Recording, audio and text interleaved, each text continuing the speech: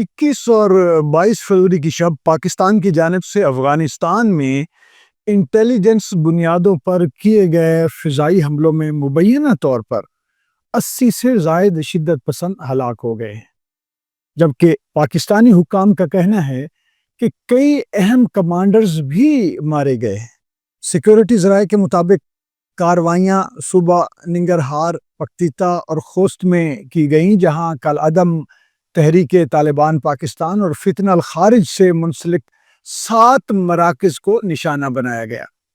ذرائع کا کہنا ہے کہ ننگرہار میں 2 نئے مراکز سمیت خارجی اسلام اور خارجی ابراہیم کے مراکز،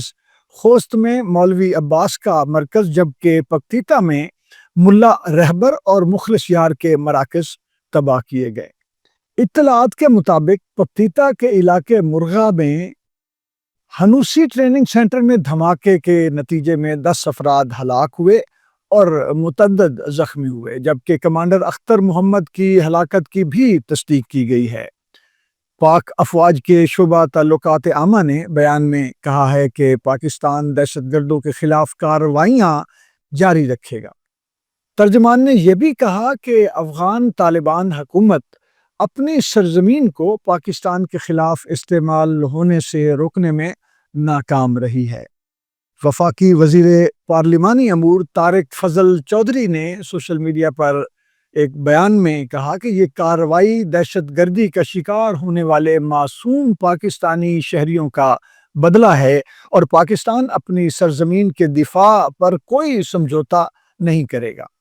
وزارت اطلاعات و نشریات پاکستان کے مطابق اسلام آباد،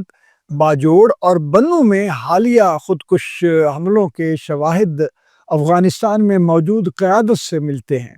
اور ان حملوں کی ذمہ داری دولت اسلامیہ خراسان اور فتنہ الخارج سے وابستہ عناصر نے قبول کی ہے۔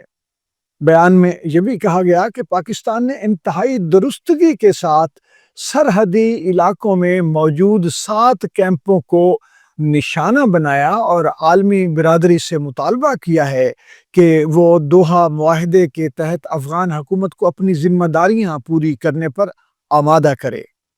دوسری جانب افغانستان میں طالبان حکومت نے ان حملوں کی مذمت کرتے ہوئے انہیں اپنی خود مختاری کی خلاف ورزی قرار دیا ہے، جبکہ بعض افغان سیاسی حلقوں بشمول نیشنل ریزسٹنس فرنٹ کے نمائندوں نے ان کارروائیوں کی حمایت کا اظہار کیا ہے۔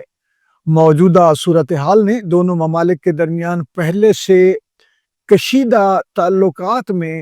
مزید تناؤ پیدا کر دیا ہے اور سرحدی خطے کی سلامتی ایک بار پھر توجہ کا مرکز بن گئی ہے۔